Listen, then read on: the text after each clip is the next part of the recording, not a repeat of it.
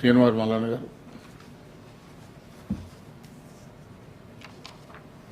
Sir sir యూనివర్సిటీలలో దాదాపు ఒక 11 యూనివర్సిటీలు మన ప్రభుత్వాల చేత నడవబడుతూ ఉన్నాయి సార్. దాంట్లో దాదాపుగా 2817 పోస్టులు ఉండాల్సినటువంటి పోస్టులు సార్.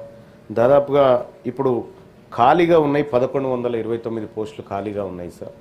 అసిస్టెంట్ ప్రొఫెసర్లు కానీ, అసోసియేట్ ప్రొఫెసర్లు కానీ, ప్రొఫెసర్లు కానీ చాలా రంగాల్లో ఇప్పుడు దాదాపుగా 1692 మంది మాత్రమే పనిచేస్తూ ఉన్నారు సార్. దాంట్లో కూడా కాంట్రాక్ట్ అధ్యాపకులే 935 మంది ఉన్నారు సార్.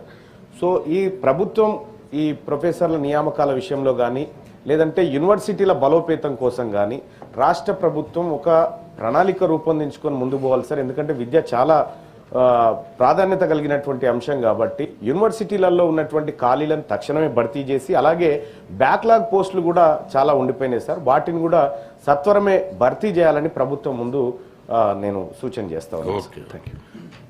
Honourable minister.